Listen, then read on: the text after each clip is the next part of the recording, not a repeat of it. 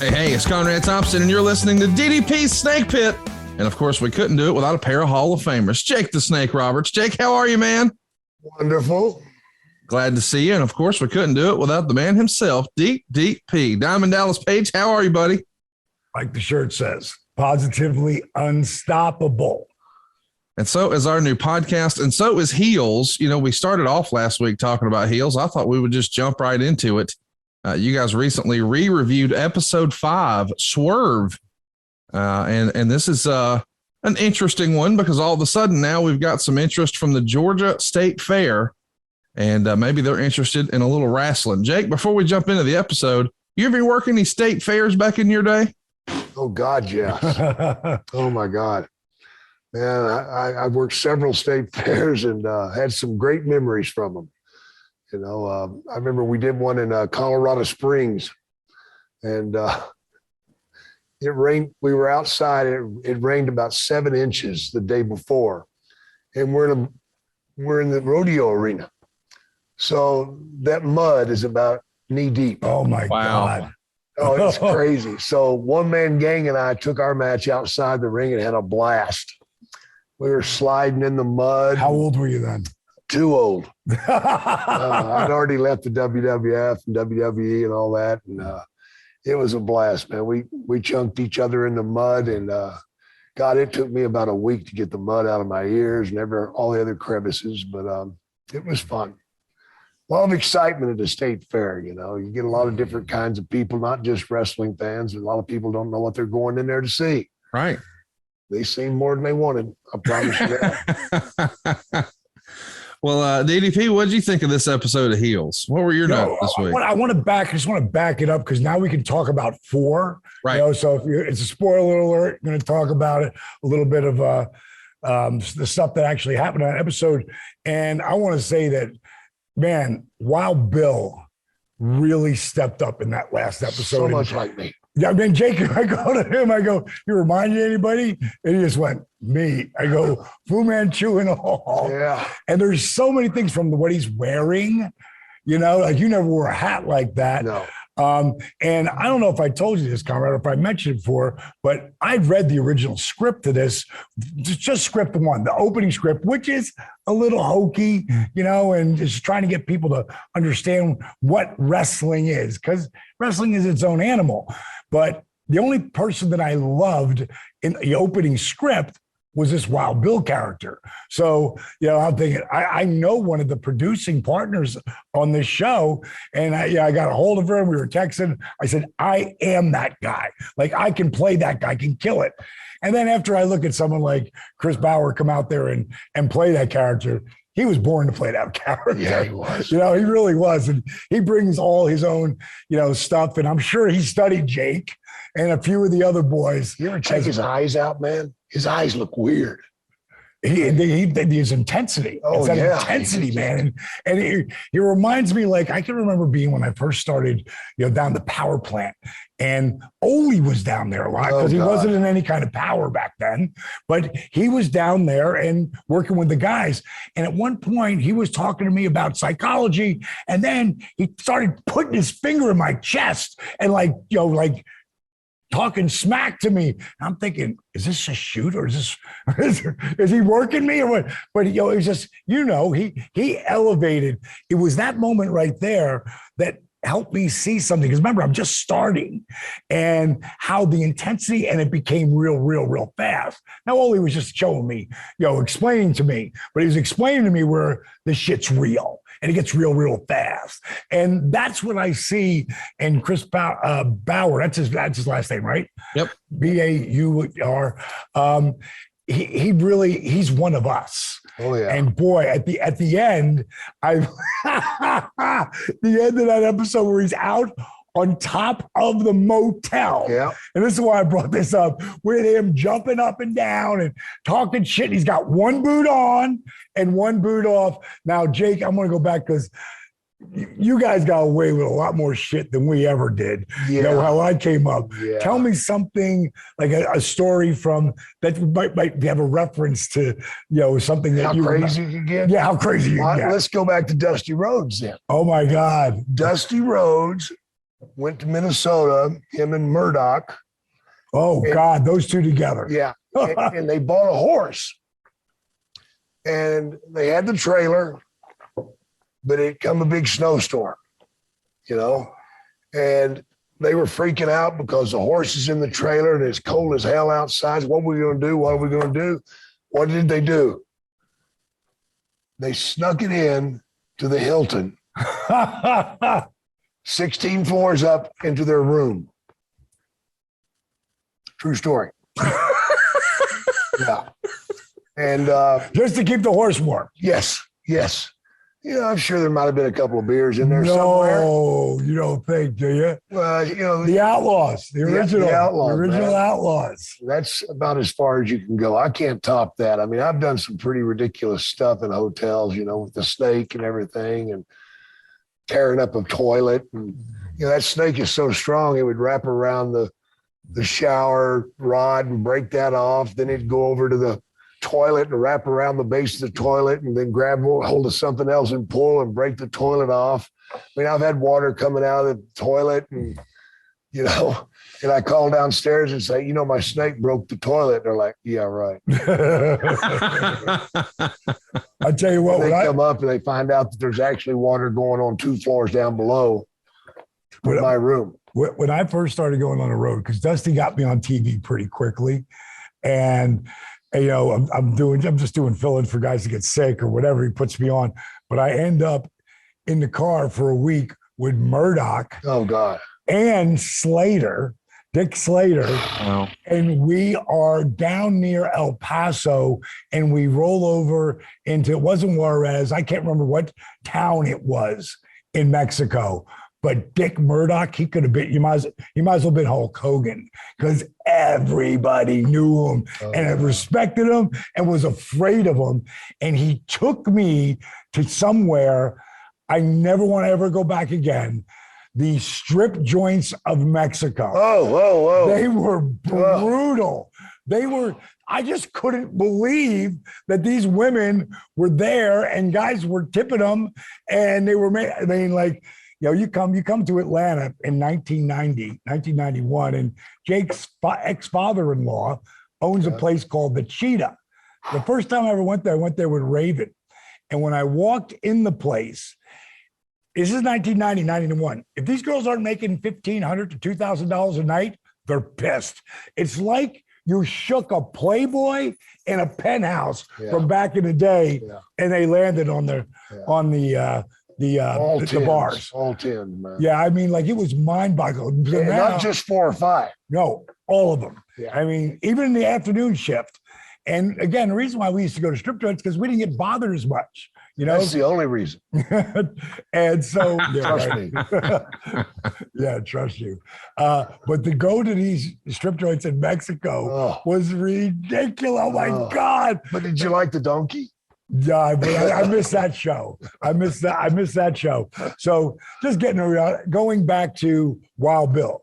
I could see him. Oh, yeah. Him and Murdoch would have been partners. Yeah, I could see him through all this.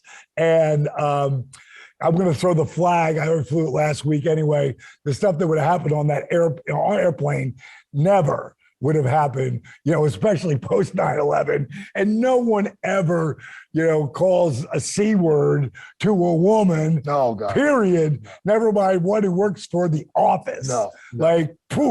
You'd have got your ass kicked on the way out on top of getting fired. So, contract out on you. There's times they're taking liberties where where we remember them, we're going to throw the flag. So that was last week's, and I thought it was really good, and I enjoyed the hell out of it. And I love how it's coming.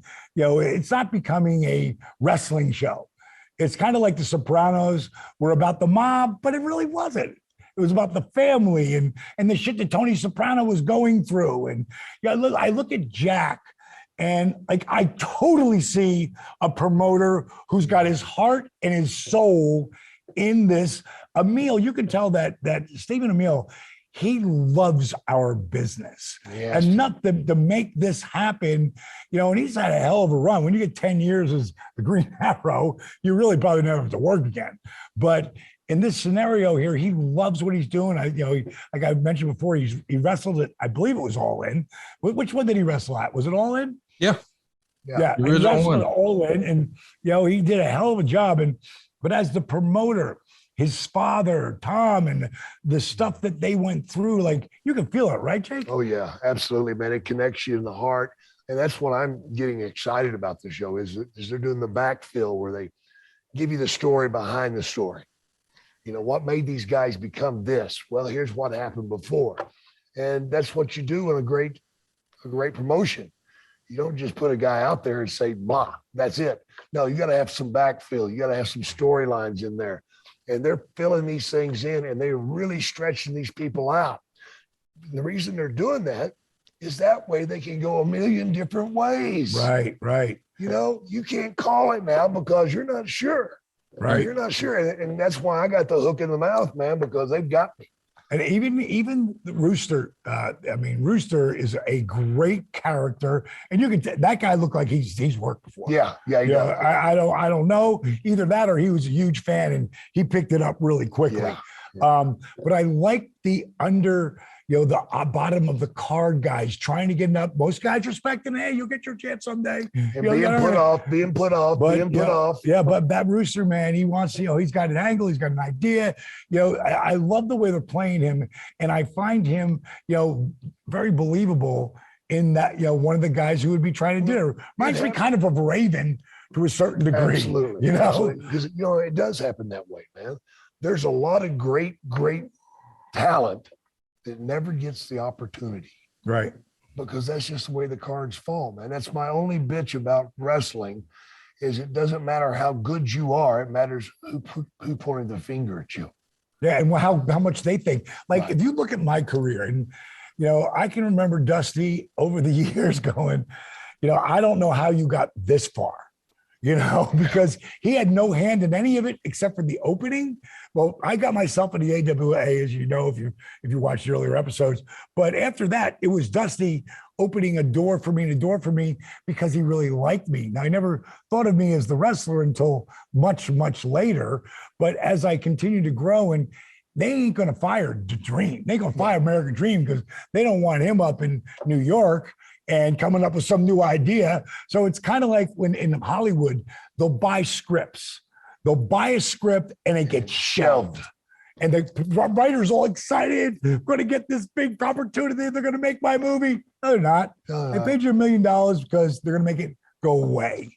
And what they're doing here with this whole story that they're telling, it's so interrelatable. Like I look at my career, if I don't come up with this, the diamond cutter sign, if I don't come up with a finish that is as close to the DDT because of the instantaneous, and anyone, you could take it on anyone and you could come up with different ways into it. If I don't have that and out of it, right, and out of it, it never happens. But mainly, and I thanked everybody at the Hall of Fame, and I said to fans, I said, a lot of you don't know this, but you had everything to do with me getting a little more, because when you throw that sign up and 500 people throw it up, and then 1,000 and 5,000 and then 20,000. And then you see it on the NFL where the players are doing it on TV. Right. It's like Herschel Walker was the first one to do it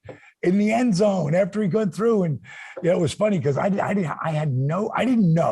Because I was going, my buddy Smokey's going, no, he did the diamond cutter. I go, I don't know. He kind of put the ball in between and did the, so I had a friend of mine, and Herschel Walker that next year was going to be on this show. And he called me up, and and Greg called me up and he said, hey, I'm going to have Herschel Walker on.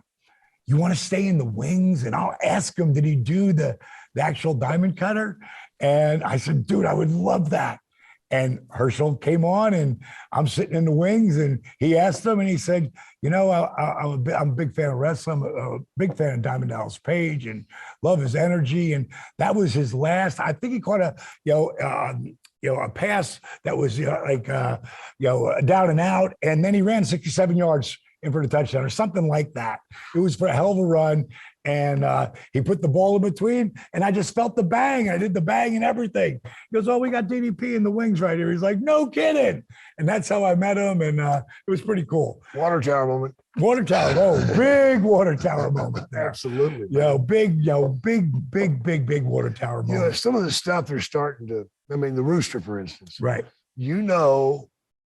That there's going to be something big happen with him because they're starting to bait it. They brought the guy in that offered him another job, yada, yada, yada, but he turned it down. And by the way, $1,000 on the ground, I'm picking it up. Right, anyway, right. Wrestler would too. Right. I might not go to work for that son of a bitch, but I'm still picking that money up. Take the money. But they're painting it. They're starting to paint that in, and that's going to be a big storyline coming up. I guarantee you. Alan Maldonado is the actor. I think I'd say his name. But again, really believable. As I always look at it, do I believe that guy's in the locker room? And pretty much all of them. Yeah. They've got a really great cast. Yeah. That they put together with this. So again, for me, the finish of the show, I'll just say I love the way. Like the match that Ace is going into, with I believe it's Bobby. Yep. How they play the music, it's nothing like our entrance music. No. It's this Hollywood theatrical thing they're doing, and I think it really works. Almost dropped that DDPY cup. Throw the flag. Jake, what were your notes this week? What? Jake, what were your notes this week about the episode? Did you have any notes about heels? I liked what they've done with the girl. I love that. Yeah. Crystal. Yeah, the part she's playing, man, she is a wrestling writer. She's a performer. And, how many times has two women caused problems in the ring? Yeah. I could mention several instances, but no, I'm not going to go there. Well, her name is Kelly Berglund. Yeah, she plays a terrific part. She's very smart in the movie, and she sees Ace being a heel. She sees other things, but Ace screwed up when he, ditched her and went with somebody else. Man, you don't do that to women, man, and expect not something to happen bad to you. And something bad did happen. She cut a promo on his ass, man, that wound up causing a serious injury. Yeah, right. Yeah. And there have been instances in the ring where two guys just hated each other because of a woman, that things bad happen, like maybe the famous Bret Hart getting counted down and, the screw job, and then what's the name of this episode? Well, I don't know. What's the name of this episode we're doing? Swerve. Okay, there you go. But, the bull, he tells you to seize the moment and make it your time. Grab the bull by the horns, if you will. We've all heard that expression. Right. Yeah. Sometimes you get the horn, so you got to be careful how you grab that bull. And sometimes it winds up getting somebody hurt that had nothing to do with it. Yes. And that has happened in wrestling several times too. The innocent guy winds up getting screwed over or hurt, as Bobby did, and he got a serious injury, the leg thing, and there are guys that get hurt in the ring. Some of them were intentional. I'll go back to let's save that for next week. So we don't give it totally away. All right. Yeah. So I don't want to go too far into it. Just check it out. And again, these guys ain't paying us to say this shit. let's talk about one thing I got to talk about, and that's the cage match they're alluding to. And what I want to bring up is this, folks. Vince McMahon, for all the good he did in wrestling, he ruined the cage match. Yes, he did. When he made the cage match, the finish, you had to escape the cage. That was the whole reason you had the cage. You had the cage to keep that chicken shit in the ring with you so you could get even with him and so you could keep other people out. And Vince ruined the whole damn thing. Is the first one that escapes the cage is the winner. Are you serious? That blows off all the heat. Sorry, Vince. You really throw a flag on that shit. 2 flags. Kick you out of the game. Yeah, that's seriously. I remember all the years that I worked, and when I went up there and they changed that, I was like, oh my God, what are you thinking? And I still don't get what they were thinking. And I don't think I ever will. So there, that's that. I wanted to sort of adjust gear here a little bit. We talked about DDP's origin story in wrestling, really in episode 1. And then last week, when we were fortunate enough to catch up with Mr. Crockett, we saw Jake telling stories about the good old days. And I even saw DDP sort of slump back in his chair and say, I didn't know you started like that. Jake, we never really got your origin story of professional wrestling. How did you get into wrestling? And, we know your dad was in wrestling, but why was this the profession for you? Well, my father never was around me much, it wasn't a good situation. Some bad things happened with me and his wife, sexually abused me. And so I didn't live with him. I wasn't around him much at all. My father never came to a ball game, never came to a graduation, none of that stuff. And, I always wanted my father to love me. I mean, I dreamed every night of my father riding in to save me and to be on a white stud and come in and grab me and we'd ride off into the sunset, with Shane, right. Come back, never happened. So when I graduated high school, I had made up my mind I wanted to be an architect. That was my dream. But I was so pissed off that he had not come to my graduation because I was the first kid in our family to ever graduate high school, and I did it with honors. I went down to visit him in Louisiana and told him, hey, I graduated high school, by the way. I know you missed it. Yeah, I had to work, that was always the word. And he just told me, well, I hope you don't want anything from me. You're going to college? He said, well, I hope you don't need anything from me. I said, well, you haven't given me anything yet anyway, so what the hell?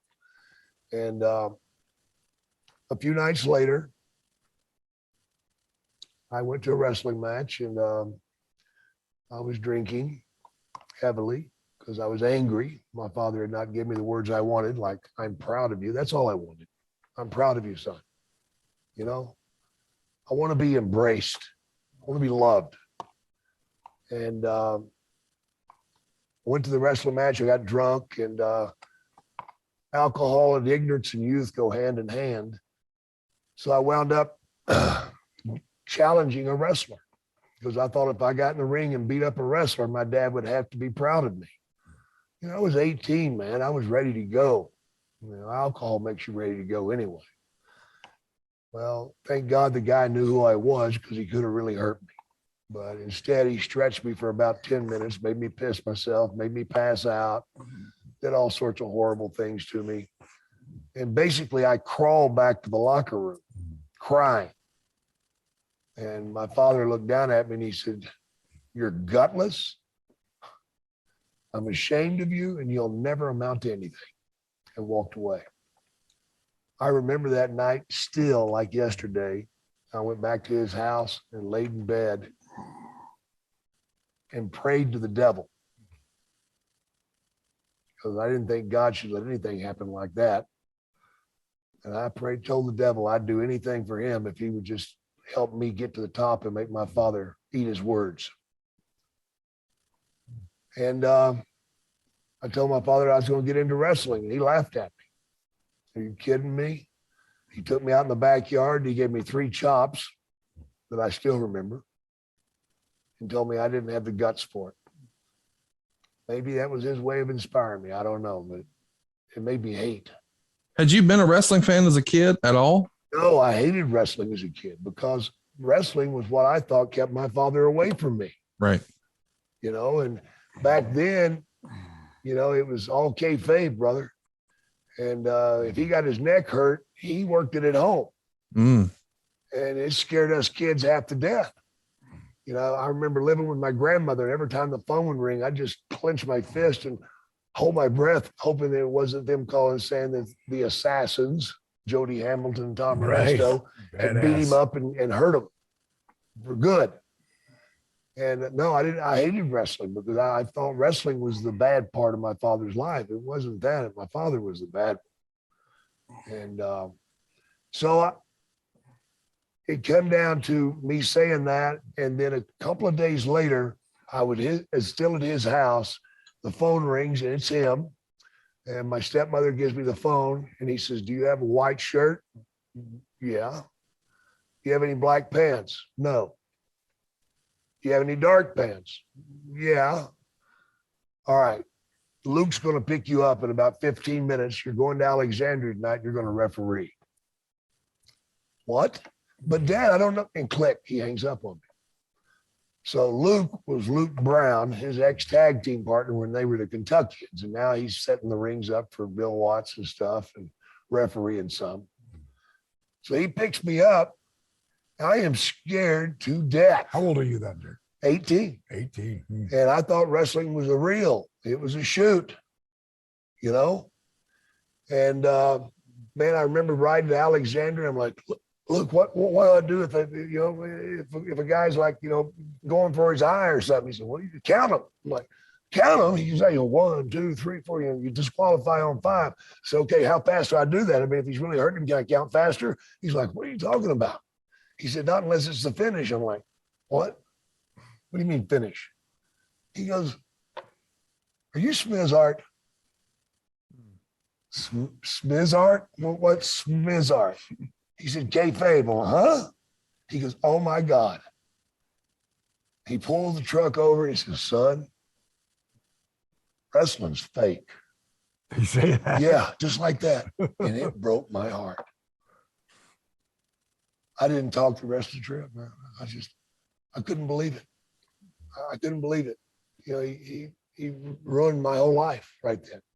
Not necessarily because you wanted to believe and you were a big fan, but because you realized your dad didn't have to handle you the way he did your entire life. He betrayed me. Yeah.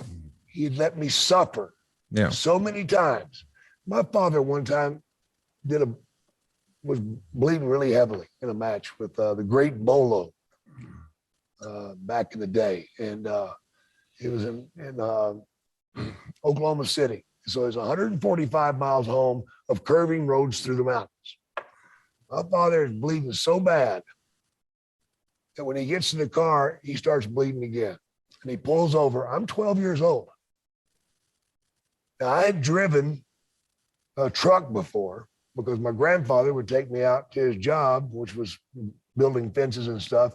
And he would get drunk and I'd have to drive the truck home for us. But I'd put it in first gear and just go. Miserable trip for him, but I'd get us home. But now my father's telling me, "Son, I don't think I'm going to make it. You're going to have to drive. If I pass out, son, just try to get me to the hospital." What? "Well, why don't we go to the hospital right up here in this next town?" "No, son, I don't want to die there. I want to die at home." The old man's fucking with me. He is fucking with me so bad, man. And I look back and I can remember him reaching over and grabbing the wheel sometimes when I'd be going off the road, He saved our asses there. But that's the kind of shit I'd went through. So here I am going to referee for the first time and thinking it was real. And I haven't got a clue what they're talking about. And I get in the ring and the fans thought I was the best damned referee of all time. Because, brother, I call shit that I didn't see. I call shit that I felt was wrong. I even disqualified a guy who wasn't supposed to be disqualified. Yeah. And I'd slow count the heels, And fans loved me. Wrestlers hated me. And after about a week of this, they pulled me aside and said, "Look, if you're going to keep doing it that way, you're out of a job. You got to work with us." Again, this is all new to me, but I picked it up pretty quick, and I did that for about 10 months. And then Bill Watts came back into the picture and I was fired. I don't mean to cut you off. How tall were you at 18? Are you still 6'6" at 18? No, I'm 6'3". Okay. Yeah, I'm not 6'6" now. I'm 6'4.5" soft. But you were 6'6" in a day, right? No, Oh, I've never been soft. 6'5". You got that, huh? Yeah, I got it. You folks at home. You need some reference to that, go to Wild Bill. Yeah, man, it was tough, man. And so when I got into wrestling, the only thing I'd ever done is set up a ring and ran the ropes some and learned how to hit turnbuckles from Bob Sweetan and learned how to run the ropes from Bob Sweetan. And I remember running those ropes so much that when it came time to referee that night, I had to referee with my left hand because I couldn't raise my right arm. People don't realize that, man. Those ropes cut you, man. Those ropes. They are brutal. They'll bruise you up. Man, I turned purple, green, all sorts of color, black, up and down. I thought when it turned green, I was rotting, and it was pretty rough. But then I got into wrestling the worst way you could, by the trial and error method. And that caused me some injuries right off the bat. I folded this wrist here over to my arm, which is not a good thing, and had to have surgery about a year in, and I was horrible. I vapor locked when I'd get in the ring. You could talk to me all damn day, but when I got in the ring and they rang the bell, I became the stick man. You couldn't bend my arms, you couldn't do shit. So my matches were usually about 5 to 7 minutes of me getting hammered because the heel gets so pissed off and he couldn't do anything with me. And they just knocked the shit out of me, But then I went several places and I'd last about 6 weeks to 2 months and I'd get fired because I didn't know what the hell I was doing. And, my father was calling places, telling them not to use me. And then I went to Eddie Graham and that's when somebody started to really try to help me. And I'll never forget the man that helped me a lot. Couldn't speak a word of English. One Hiro Matsuda. It was my brain had a brain fart. I just forgot the guy's name. But a Japanese here. Matsuda. There wasn't Matsuda. Matsuda came to me and he told me, he says, "You'll make it in wrestling when you get hungry enough." Like, hungry enough? He goes, "Yeah, you're gonna have to starve first." I didn't understand that, but it was the truth. When you can't put food on the table, you'll start working harder. And the kid that took me into the ring and Japanese gentleman, and he took me in the ring and worked with me a couple of times. He helped me a lot. Then I wound up in Kansas City with Buck Robley. Now, Buck had been called by my father and told not to use me, but my father and Buck Robley butted heads all the time because he was the booker in Louisiana for a while, and he tried to take the territory for Bill Watts, and that was exciting. But with the Freebirds and Paul Orndorff, DiBiase, and Dr. Death. But anyway, they butted heads, and so Buck gave me a job in Kansas City. He kept me off television. That way I was able to stay there longer because I was so bad. And then the biggest thing happened to me to get me started. And what had happened was, it was Wednesday morning. I knew that I wasn't going to be on TV because I'd never been on television for Buck. And he calls me. He lived above me in an apartment complex, and told me to come up to his apartment. I went up there and said, "Yeah, Buck, what do you need?" He goes, "Sit down." I sat down. He says, "Roll me a joint." So I rolled him a joint, light it. I lit it. Roll me another one. Okay. Rolled another one, light it. "Hey, man, we're getting that. And he's like, "You good? Because you need to go up and get your gear. You're wrestling on TV today." No, I'm not either. "Yeah, you are." "Oh, no, you messing with me, Buck." And I went up and got my gear, and I did. And I had the best damn match ever of my young career. And simply because I forgot who I was, I just went out there and acted and reacted to what was going on in the ring. I showed enthusiasm. I showed fire because I was stoned out of my mind. Well, you weren't in your head. No, you got out of your head. That's exactly right. Right, exactly. Yeah. So when our with the next day, Buck says, that was great yesterday. He goes, I'm going to give you some advice. You can take it or leave it. He goes, it's time for you to move on now. He said, we're having a hard time finding a place for you to go. And you know why? So he said, what you need to do is go someplace where nobody knows you and you don't know any of them. And you can, on this road trip to that, you need to drive in your car and think about who you want to be and how he would wrestle and what he would do in all sorts of situations. You need to cut promos on yourself, looking in the rearview mirror. So, damn, Buck, where am I going? Mm-hmm. Vancouver, British Columbia. Holy shit, where's that at? And it was a 2-day drive, man, of hard driving. But on the way, I started picturing myself as a character and how I'd react and what I would do. And I started remembering, things that I liked in other wrestlers. And that's what all young guys should do. And started saying, hey, I want to steal that. And I want to steal that. And I want to do a little Dusty here and a little Dick Murdoch there, right? And created my character. And that's how it happened for me. And whenever I got to Vancouver, the reason I was sent to Vancouver is nobody wanted to go Vancouver. Nobody. Nobody in their right mind would go there. Because number one, you're working in Canada getting Canadian money, which was worth 75 cents on the dollar.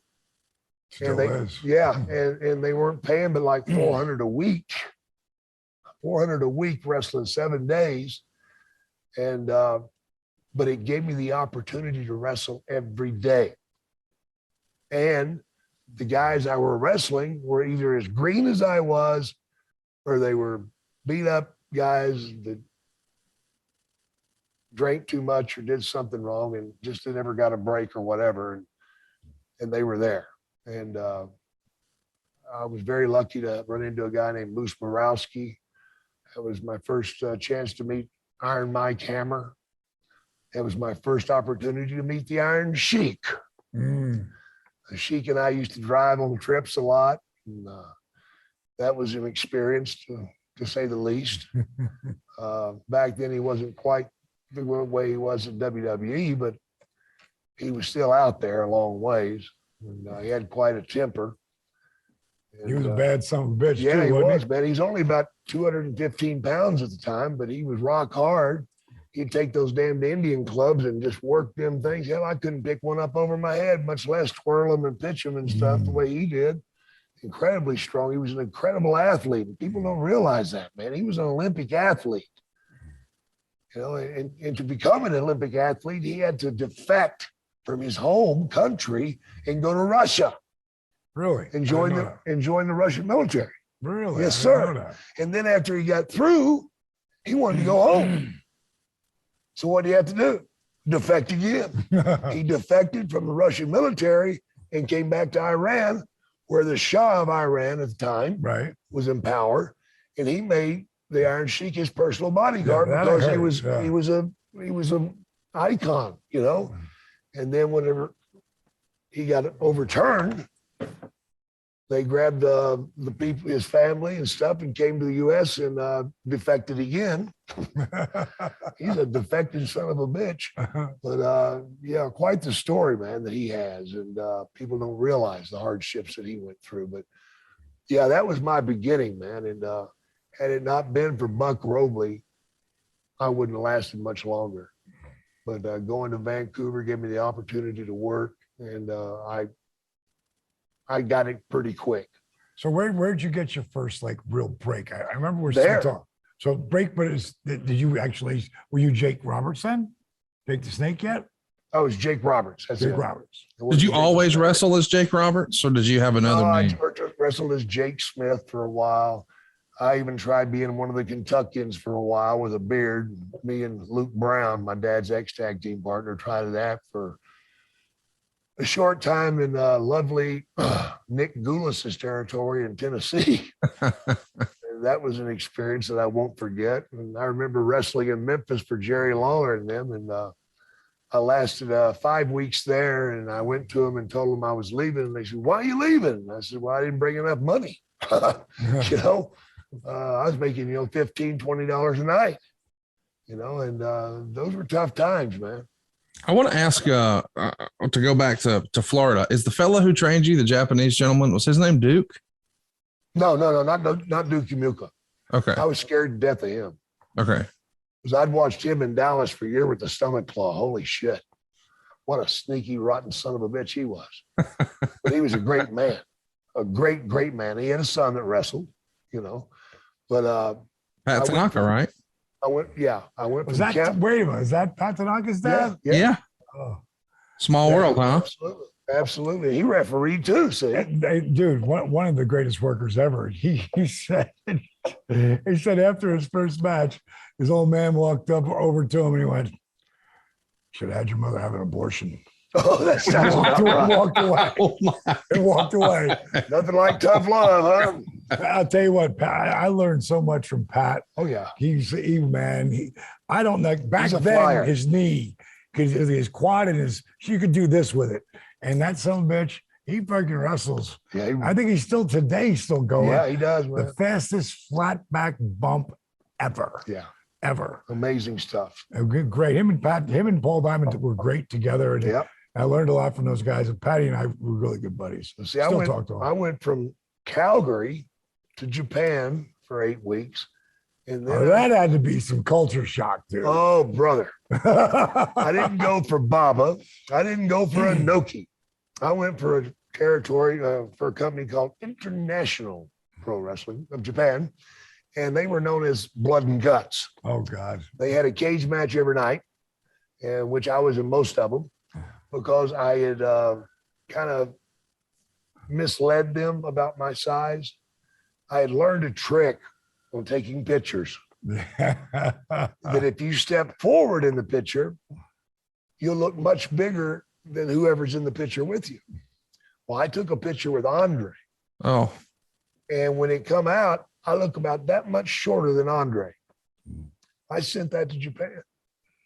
And I got booked immediately.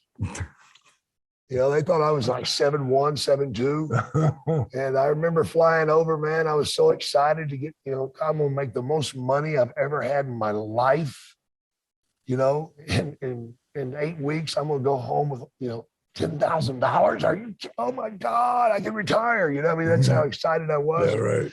I get off the plane and I walk out and I see all these guys with International Pro Wrestling on their jerseys and stuff. And I'm like, "Hey guys." No. And they keep looking by me and looking. They're like, "Who are you guys waiting for?" And they're like, they're getting upset because this guy's not coming off the plane. And I said, I'm Jake Roberts. And they went, and they look at the picture, they look at me and they go, "What the shit boy. Shit boy." That's my name, Shit Boy. Because I'd misled them and to get a job. But it was quite the interesting trip. And then to go from there. How old do you think you were when you made that first trip to Japan? 22. 22 years old. Now, just to add context to this, no cell phones, and you're over there. You don't speak a lick of English, I would guess, or Japanese, I would guess. No. And this has got to be the most. Yeah, right. This has got to be the most challenging life circumstance so far, right? Oh, it was incredibly hard, and then to make matters worse, that wasn't that trip. I'm sorry.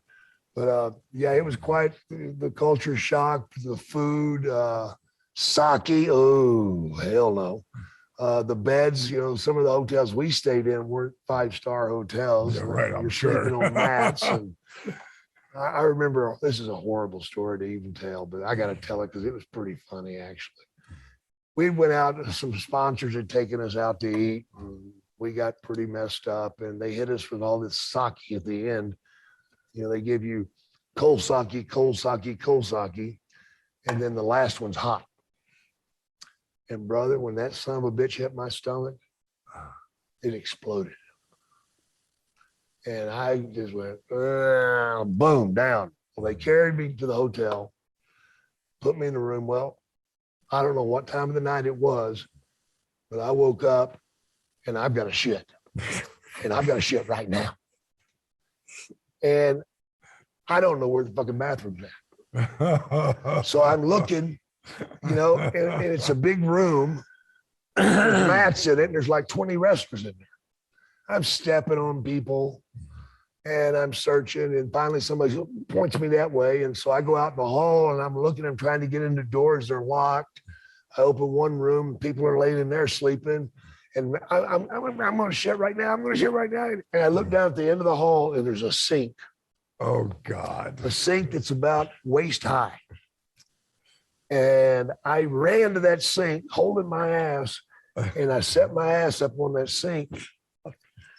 And it hit. Now, it's a deep sink. It's obviously made for cleaning shit. It hit the bottom. It hit the bottom and hit the other side and went up in the air and rained back down on me. Oh my God. Now, I'm so drunk that I don't even realize it. Oh, I go back and lay down. oh. Well, I woke up.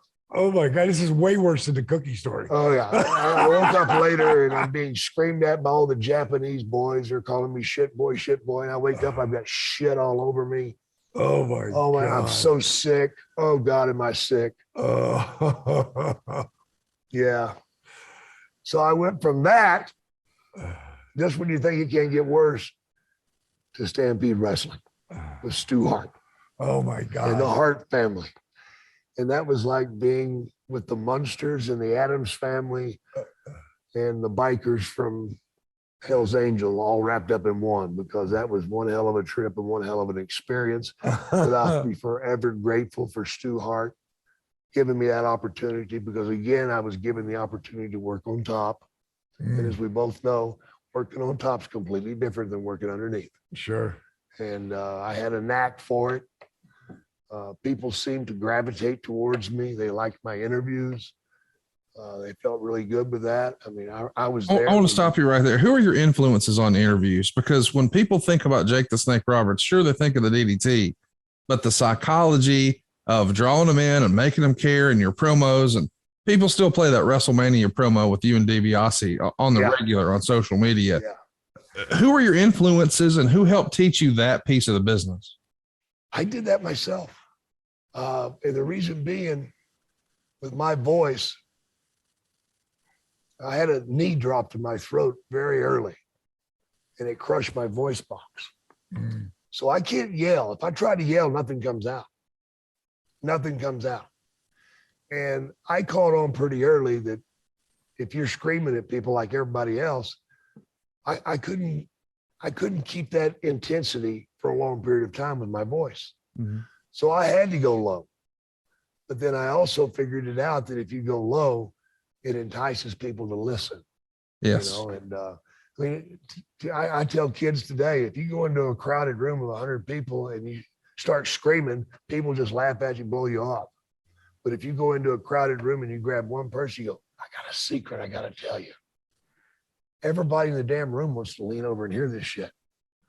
So that kind of made me think, all right. And I wanted to make people think on my interviews.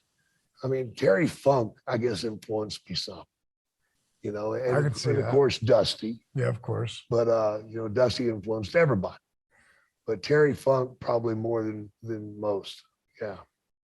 Yeah, I got to tell you, when I going back to when, you know, when I was 23 and I had those 3 matches, I stopped wrestling. Then WrestleMania came and blew through the roof. And I stopped watching for years. When I watched Jake for that first time, you know, because I was going through the channels and caught Jesse Ventura and Gorilla Monsoon. And then Jake comes out and I'm watching him and I can't see through his shit, you know, and he cuts that promo and I call my buddy John Shipley, who we broke in together, you know, trying in the beginning. He lasted a couple of years, you know, as a jobber. And I called him up. I go, bro, you seen Jake Roberts in the ring? He's like, yeah, man, he's fucking great. I go, I missed something. I mean, because his shit looks real. Like, because there's some shit that's real. He goes, don't be a mark, you stupid fuck. You know, like, but I was watching him as a fan at a time where it hadn't happened yet, where Vince didn't expose everything yet. Right. You know what I mean? And so I'm thinking, well, man, maybe some of them are like, you know, stiffer. I know. But I think I couldn't see through it. And his promos were so real, you know, and then I thought, man, he sucked me right back in as a fan, you know? I just wanted to be different. And, you know, Terry Funk, I remember seeing Terry Funk do an interview, and he's out. Another guy you would believe was real. Oh, yeah, absolutely. You know? He's out, it's out in the country, and there's fields behind him and cameras there. He's like, Mr. Cameraman, you see all this land behind me? Take a picture of that. Yeah, my daddy owns that land. Mr. Cameraman, please go to your right, my left. Look at that land. You see all that land over there? My daddy owns that land. Now, let's go to the right, your left. Check that out. Beautiful, ain't it? My daddy owns that too. Now turn your camera around. Guy turns the camera around. You see all that land over there? All that? My daddy knows the guy that owns that land. Bottom line is, don't land anywhere near me. My daddy won't like it. And that was the end of his interview. What the fuck was that? But he made you listen because you didn't know what he was going to say. I don't think he knew what he was going to say sometimes. Yeah, absolutely. Absolutely. But so good. That's what taught me to not do it like everybody else. I couldn't yell and scream like the other guys could. I couldn't hold that intensity for a 2-minute interview. I just couldn't do it. So I had to go a different way, man. And I went the quiet way, the whisper way. And it worked pretty damn well. It worked. So when you were talking about going to Calgary from Japan, again, this is pre-email, this is pre-social media, pre-cell phone. How in the world would Stu book you when you're in Japan? How does he even reach you to do that? He booked me from Vancouver because Vancouver's television went all across Canada. I see. See, it was on C&E or whatever it is. So Stu had been watching me for some period of time. And it just seemed natural since I was that far north. I might as well get this one too. Yeah. And I didn't have a line of people asking for me. You know, nobody knew me. So, Did you get the dungeon experience? Oh yeah. Went to the dungeons many a times, and I can tell you lots of stories sometime. I lived with Bret Hart for a while. Wow. Good guy. A really bad thing happened there with his dad, but it wasn't my fault. I had hurt my leg wrestling Junkyard Dog, who at the time was Sylvester Ritter, a black pimp. That was his gimmick. And I wound up on the couch at Brett's house for about 2 weeks.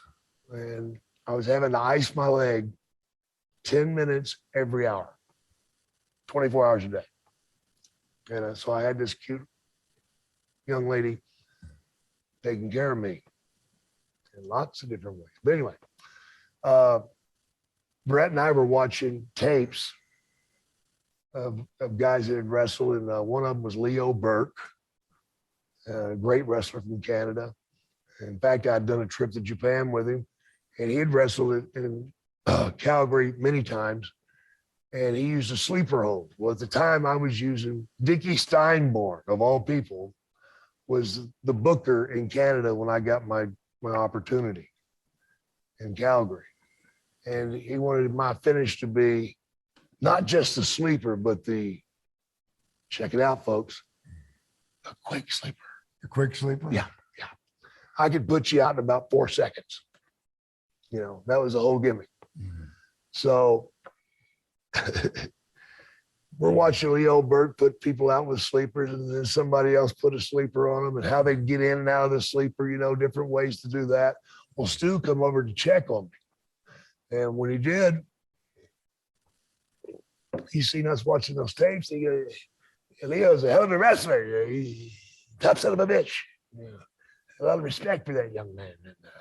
And, yeah, that sleeper hold of his isn't bad. I'm like, it's not near nothing like mine. He goes, you're full of shit. He said, don't think for a minute that's fucking scaring anybody, especially me. I'm like, what the fuck do you have? Hey, let me tell you something. I can put you to sleep about 8 different ways. The fuck you can. You're full of shit, man. Ain't no fucking way. Nobody has 8 different ways to put a sleeper. And God almighty damn, man. Brett was laying in the floor and Stu just mauled him like an old bear. This is the first one. Latched it on, and I don't know how he put his arms and shit, but man, Brett's legs were fucking flying, and he's slapping the floor, and, and out he goes. Stu gets up to one knee. Yeah, that's the first one. And this next one, you watch how I apply this. Wake up, son. And he slaps him. And as Brett starts coming to, and Brett out again.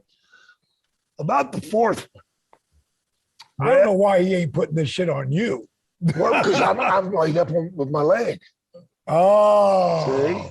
I'm injured. You're injured. I ain't stupid. But now I've realized this is bad.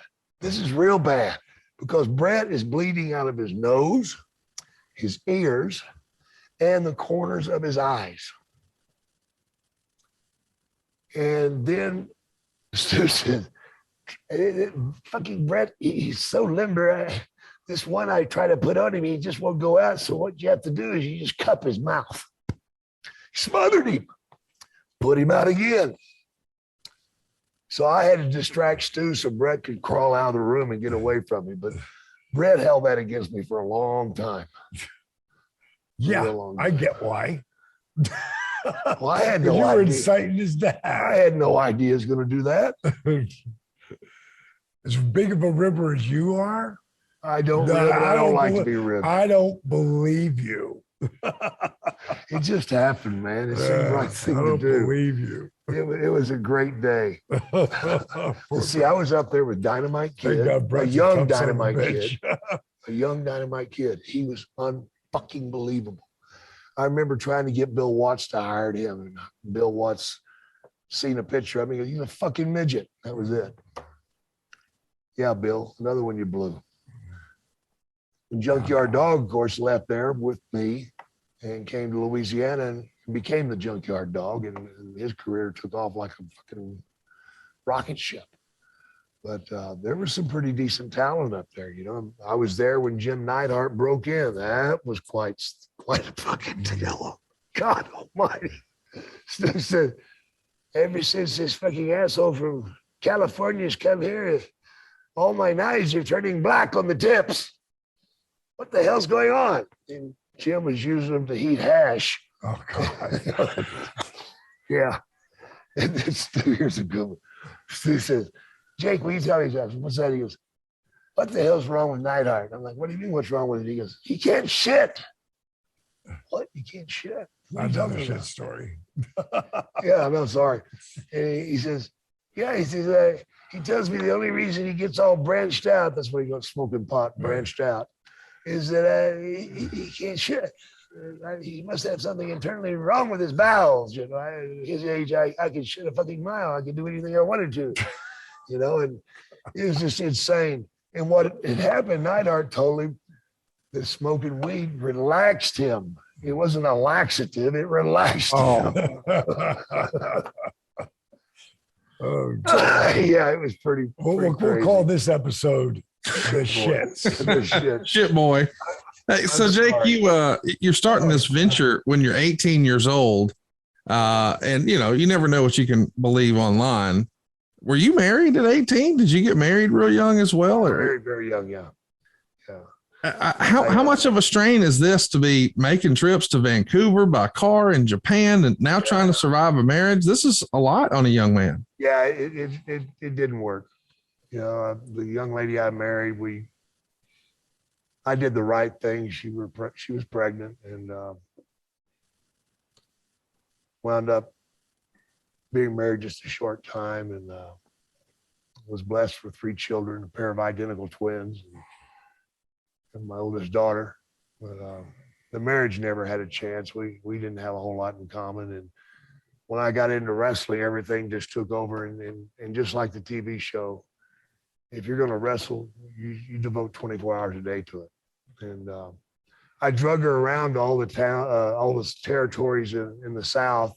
And when I went to Vancouver, she went back to Texas and stayed. And, that was pretty much the beginning of the end of our marriage. And then we tried to get back together for a short period of time. And when I did, I impregnated her again with the twins. And it didn't last. She was a great woman, but she was a farm girl, man. She'd been raised on a dairy farm, and I'm very grateful to her family for when I had the wrist injury. I was off for over a year, letting it heal. And you got to eat. So her parents gave me a job on the dairy. And you love the whole thing. I love the dairy thing, man. I love learning about the land and how to grow things and how to harvest things and learning how to inseminate cattle, how to change your herd by using, artificial insemination. I learned a lot, man, and forever grateful with that. And that's one of the things that when Jake moved in, when we started the whole resurrection of Jake the Snake, when you're dealing with someone who has addiction issues and you're trying to get him off it, try to find things that actually he's very interested in. So Jake's a builder, so we got a bunch of different tools and stuff. He started a garden, that we put all organic soil in, and then and grew vegetables and stuff, just things like that furniture. To occupy it. Doing furniture and stuff. Yeah. So, it comes back from those days, And that's one of the reasons it worked. The whole reason I was able to get sober is because Dallas refused to give up on me. Even when I was absolutely sure that's the last shot I got, I'd fuck up and Dallas would just, he'd be angry, and he'd let me know he was angry. And Steve would let me know he was angry. Steve loved that. Dallas, like one time Dallas went to Mexico or something on a vacation, and I had to fuck up while he was gone. It's just meant to be. And I did. And Steve's like, Dallas is going to be so pissed off at you. And I thought that was it. But Dallas just refused to give up on me, man. And each time that I failed, it crushed me. And it hurt me. I didn't get over it by laughing it off. I was truly invested. I wanted to be clean, but my mind just wouldn't let me. And Dallas encouraged me to not only be a big part of AA, but to get involved with counseling, with therapy, a lot of talking about shit that I didn't want to talk about. But that's the truth. If you really want to get yourself right, you've got to be honest with yourself. And the things that hurt you, you have to talk about. You've got to expose them to light. You can't stash this shit in the closet and it'll go away. It won't. All it'll do is just get bigger and stronger. And then when it attacks you again, it's going to knock your knees out from under you and have you on your knees begging to live until you confront it face to face and talk about it. Nobody wants to talk about their worst moments, but you have to, man. You got to get that shit out of you. Got to forgive yourself. You got to accept and forgive yourself. And you have to get to a place where you start believing in yourself again. I'd given up on life. I didn't want to live, man. It was too painful. So the reason I made it was because he's so damn hard-headed. And I'm forever grateful and will be. And well, the reason you made it in wrestling is because you were damn hard-headed. And yes, and you made it work. And that's probably why you guys get along so well. And you said, the key to all this is you got to believe in yourself. Is it fair to say that Calgary's where you first started to believe in yourself, or Vancouver rather? Yeah. Yeah. But that's a whole different thing there though, man. Professionally though. Yeah. Professionally, that's all great, but it's nothing. It's nothing compared to beginning to like yourself as a human being. Right. And being proud of yourself as a man. The lesson I learned from my father was this. Families aren't like Leave It to Beaver. All right. That's not what real life's like. You cannot ask someone to love you a certain way. You have to accept whatever love they give you. And that's what I couldn't do. I wanted certain things from my dad that he didn't know how to do. Right. He had a real problem, man. He's a pedophile. And that was hard to live with, man, because it was all around me and him. He was still doing it when I started wrestling. And, I'd lie for him. I'd look the other way. And that was wrong. Learning that I couldn't have somebody love me the way that I wanted. I had to accept whatever they gave me. And then the biggest thing with getting sober as far as that relationship went was accepting my dad for who he is, what he is, whatever. I'm going to love him regardless. That's just because he's my dad.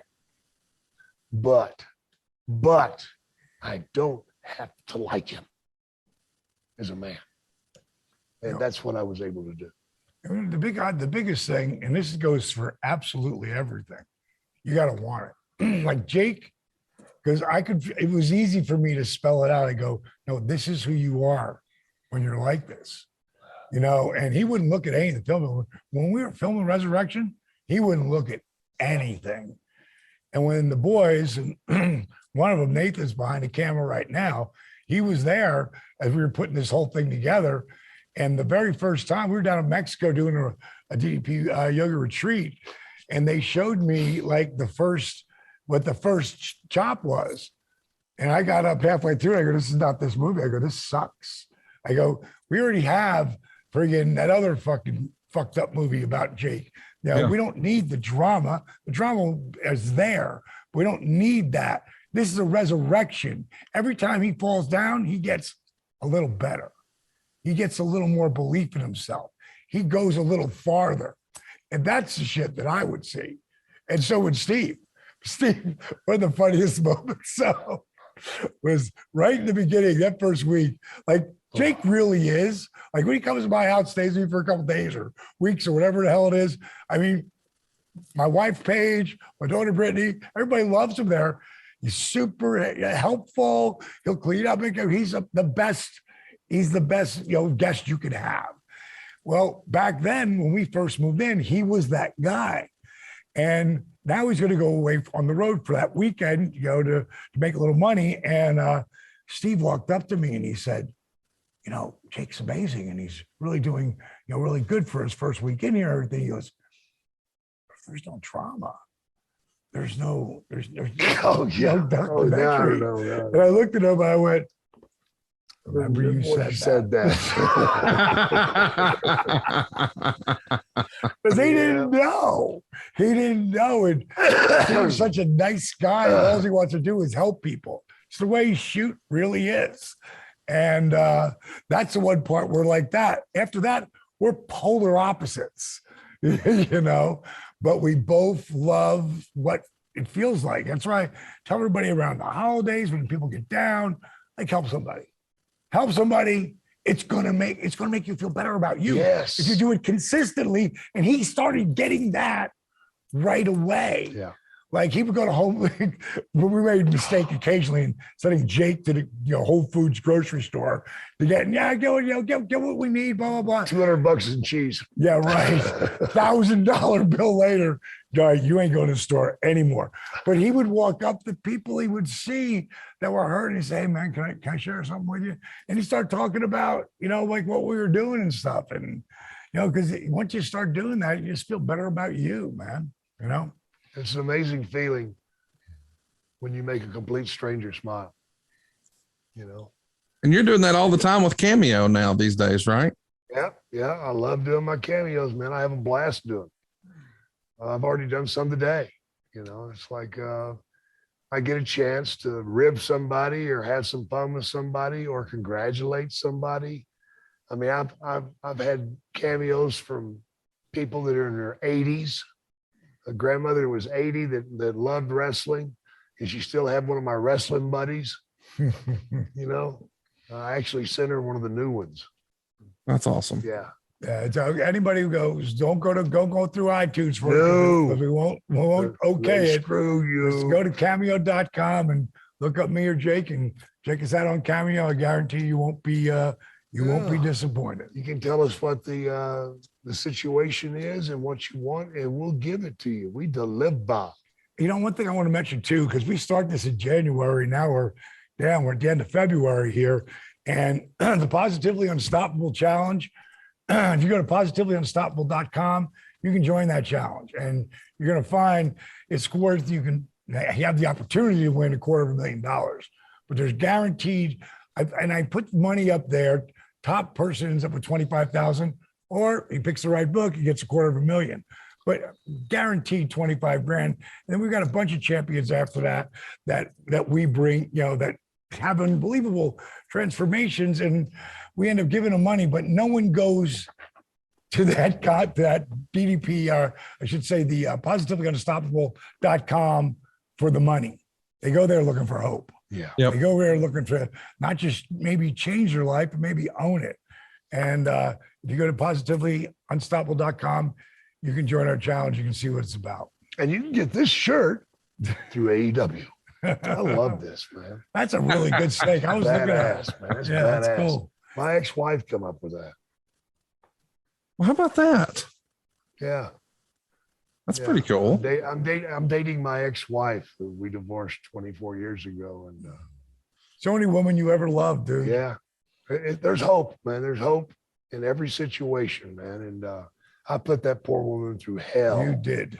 Hell, man. And she loved me to death, and I put her through hell. I treated her like, Oh, good and bad. I treated her good, but I did bad things. Yeah. Not to her, but to myself. Right.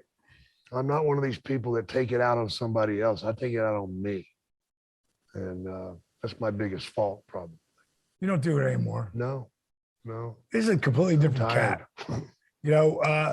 It was really interesting this last year when we brought all the people in for the Positively Unstoppable Challenge, the champions. And the one guy you met, Jeremy Laundrie, who was literally friggin', He was where I was at. he was as dark as you could go. Yeah. He saw resurrection and he said, I'm going to do what he did. And turned his life around. Now he's like 2 years sober, but he's one of our finalists. He was unbelievable. And I was talking to his wife. Yeah, I did And, too. and then I was talking to Stephanie Kelly's husband, Dan, because she had such an unbelievable transformation.